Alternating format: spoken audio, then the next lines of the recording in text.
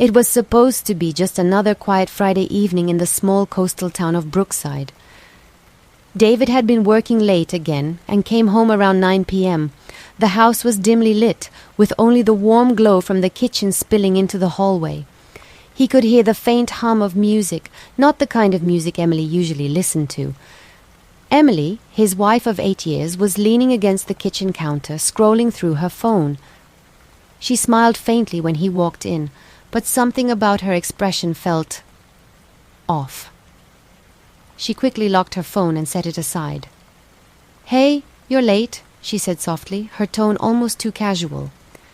"Yeah, work ran over," he replied, hanging his coat. "Who were you texting?" She laughed, but it sounded forced. "Just Claire. You know, from the gym." David nodded, but something tugged at the back of his mind. The next morning, Emily left early, saying she had a weekend yoga retreat with her friends. David thought nothing of it. She'd done similar trips before. But by Saturday afternoon, he got a strange call from Mike, an old friend who lived near the city. "Hey, man. Are you in town?" Mike asked. "No. Why?" David replied. "Because I'm pretty sure I just saw Emily downtown with some guy. Tall, dark hair, leather jacket. They were holding hands." David felt a cold wave rush through him. He tried to laugh it off, but the image was already burned into his thoughts. He decided to drive to the city that evening. The streets were busy, filled with people enjoying the weekend nightlife.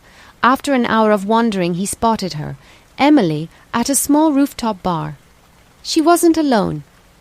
The man beside her leaned in close, whispering something in her ear. She laughed, touching his arm in that familiar way David remembered from their early days of dating. He didn't approach them. Instead, he stood in the shadows, watching as they shared a drink, then another. Every small gesture, the way she tilted her head, the way he brushed hair from her face, felt like a punch to his stomach. The next morning, Emily returned home. She smelled faintly of a cologne David didn't recognize.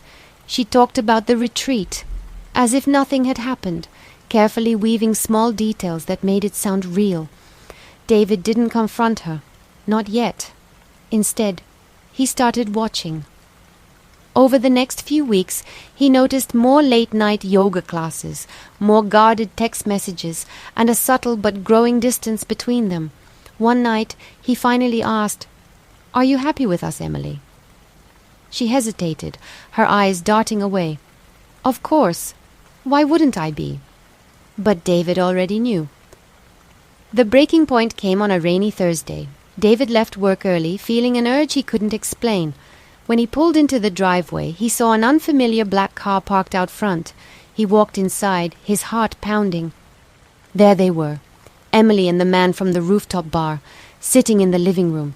Her face drained of color when she saw him. "David!" she began, but no words followed. The man stood awkwardly, muttering something about leaving, and brushed past him. The door closed, and the silence between them was deafening. Emily eventually confessed. It had been going on for 3 months. She claimed it just happened, that she didn't mean to hurt him, but David knew better. Cheating wasn't an accident, it was a choice, repeated over and over. By the end of the month, she moved out. The house felt empty, but at least it was honest now. David would later say that the hardest part wasn't losing her. It was realizing how easily someone he loved could become a stranger.